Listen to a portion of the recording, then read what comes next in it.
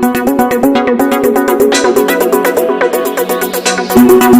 देख रहे हैं पब्लिक पावर न्यूज 24। अमोर प्रखंड के तियरपाड़ा पंचायत वार्ड नंबर 6 और 7 आसियानी गांव का विधायक अख्तरुल ईमान किया दौरा। नदी कटान से मिली कई समस्याएं। नमस्कार, आप देख रहे हैं पब्लिक पावर न्यूज 24। अमोर प्रखंड क्षेत्र के तियरपाड़ा पंचायत वार्ड नंबर 6 और 7 में परवान नदी के भीषण कटान से अब तक पक्के का 15 घर नदी में विलीन हो चुके हैं। वहीं सरकार की तरफ से अब तक इन लोगों को सरकारी मुआवजा भी नहीं मिला है। अब इन लोगों के पास दूसरी जगह शरण लेने के लिए जमीन भी नहीं है। वहीं विधायक अख्तरुल ईमान ने कहा, जो 15 घर पक्का का परवान नदी में विलीन हुआ है उन्हें हम 12 लाख रुपया दिलवाएंगे। इससे पूर्व में भी हमने मुआवजा और जमीन दिलवाए हैं। विधायक अख्तरुल ईमान ने सरकार के ऊपर नाराजगी जताते हुए कहा, हमेशा सीमांचल के साथ सौतेले व्यवहार सरकार क्यों करते हैं। विधायक अख्तरुल ईमान ने कहा, यहाँ से लोकल इंजीनियर योजना भेजते हैं और पटना में बैठे लोग योजना को पास नहीं होने देते हैं। सीमांचल के साथ यह लोग नाइंसाफी करते हैं। वही अगर समय रहते कार्य होता तो यह गरीब परिवारों का 15 घर नदी में विलीन होने से बच सकते थे। अगर अभी भी कार्य नहीं किए गए तो 500 से 1000 घर नदी में विलीन होने की संभावना है और एक पीडब्ल्यूडी रोड भी नदी के कगार में लटक रहे हैं, वह भी नदी में समा जाएंगे। वहीं इस मौके पर विधायक अख्तरुल ईमान ने इन परिवारों के लिए कुछ सामग्री का भी वितरण किया। इस मौके पर मुखिया मोहम्मद नैयर ने इन लोगों के लिए सरकार से उचित मुआवजा की मांग की है। वहीं मौके पर वार्ड मेंबर मोहम्मद इरफान मोहम्मद सायक ने भी सरकार से उन लोगों के लिए उचित मुआवजा की मांग की है। एक तरह से कह सकते हैं सर कि एक अभिशाप बन गई है अमौर के लिए, बायशी के लिए या फिर पूरे पूर्णिया ज़िले के लिए कह लें। किस तरीके और जनप्रतिनिधि हर चुनाव में आते हैं लेकिन सिर्फ वायदे किए जाते हैं, किस तरीके से इस बार सैलाब को देखते हुए, कटाव को देखते हुए काम किया? देखिए, सीमांचल के पिछड़ेपन का एक बड़ा कारण हर साल बाढ़ है और कटाव है। हज़ारों हेक्टेयर कृषि भूमि नदी में विलीन हो रही है और हज़ारों परिवार हर साल विस्थापित हो रहे हैं और दर्जनों लोग डूब के मर रहे हैं। लेकिन पटने में बैठी हुई सरकार, माननीय मुख्यमंत्री जी बड़ा सुंदर शब्द बोलते हैं कि राजकोष पर सबसे पहला अधिकार आपदा पीड़ितों का है, लेकिन इस क्षेत्र में एक परमानेंट आपदा है।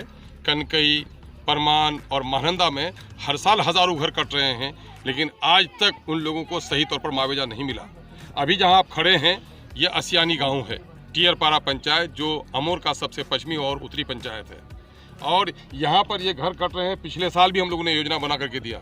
यहाँ के पदाधिकारी योजना बनाकर भेजते हैं, लेकिन पटना में बैठे हुए जो लोग हैं वो लोग न जाने क्यों सीमांचल की योजनाओं को सैंक्शन नहीं देते।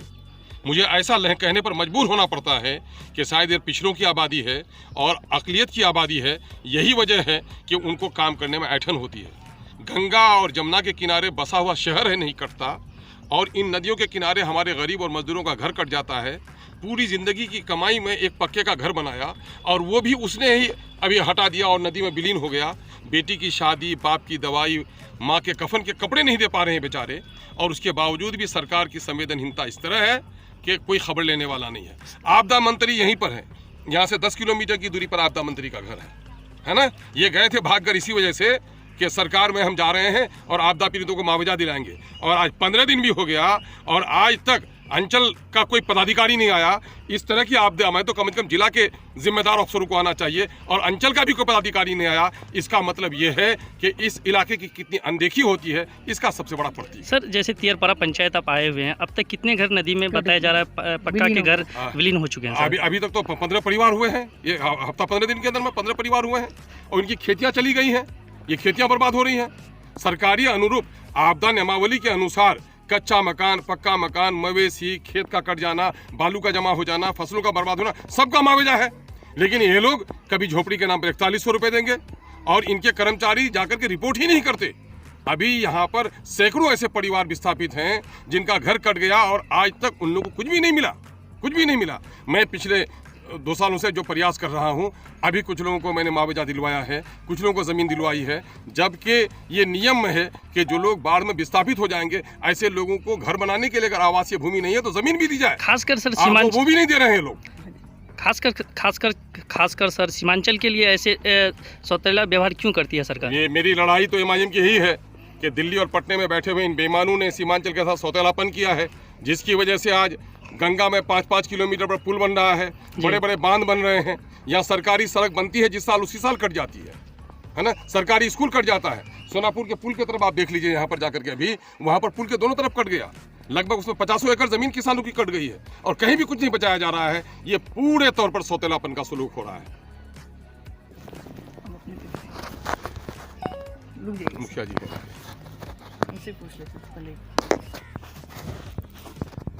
कई ऐसे गांव हैं, आपका भी गांव उन गांवों में शामिल है सर। कितने घर अब तक विलीन हो चुके हैं पानी में कटाव के कारण? अभी इस बार ये 15 दिन के अंदर में 15 घर विलीन हो गए हैं नदी में, और जिसका की सूचना हम लोग सीओ साहब को दिए, बीडीओ साहब को दिए, एसडीओ को दिए, एसक्यूटिव पूर्णिया को दिए।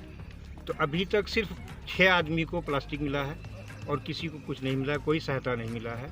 और बम्बू का काम अभी किया है, जो हम लोगों को आश्वासन दिए हुए हैं कि पानी घटने के बाद हम लोग उसमें जियो बैग का काम करेंगे। सैलाब और कटाव तो हर साल आती है। वैसे लोग जिनका घर पहले भी कट गया, कई साल पहले कट गया, उनको क्या कुछ मिला है? अभी तक कुछ नहीं मिला। तो वो कहाँ रह रहे हैं? वो अभी दूसरी जगह रह रहे हैं। आप अपना परिचय देंगे? मैं तियरपड़ा पंचायत मुखिया मेजर आलम। हो गया। बहुत नाम मुखिया जी बता दिए थे। हाँ, मोहम्मद मेजर आलम। ग्रामीण की किस तरह की स्थिति है इस गांव में और कितने की आबादी है? ये तियरपड़ा पंचायत के असियानी गांव से बोल रहे हैं। इससे पूर्व में भी शादीपुर वार्ड नंबर 3 में 56 घर कटा था। अच्छा। जिसमें एक प्लास्टिक के अलावा आज तक किसी को लाभ नहीं मिला। बसने का जगह नहीं है किसी को। कोई दूसरे पंचायत में, कोई स्कूल में रह रहा है। 1 साल से ज़्यादा हो गया। अभी प्रेजेंट में 15 दिन से असियानी वार्ड नंबर 7 में 15 घर कटा है और सभी का पक्का मकान था। और इसकी सूचना हर जगह दिया गया, लेकिन आज तक किसी तरह का कोई मदद नहीं। जी, आप अपना परिचय देंगे? मैं मोहम्मद इरफान आलम, तियरपड़ा पंचायत शादीपुर गाँव। यहाँ पे काम हुआ है, कटाव लगातार हो रहा है? तो यहाँ तो बहुत साल तो यहाँ सिर्फ खाना पूर्ति होता है और कुछ नहीं। परेशानी हो जाती है आप लोगों को? बहुत ज़्यादा परेशानी होती है। अभी ये 10 दिन पहले ये लोग का कटा है, करीब 15 घर कट चुका है नदी में। और ये लोग का जमीन मिला है। अभी तक इन लोगों को मुआवजा मिली है? कुछ नहीं मिला है, प्लास्टिक के अलावा कुछ नहीं मिला है। जी, आप अपना परिचय देंगे? मैं मोहम्मद साहेब आलम, जी।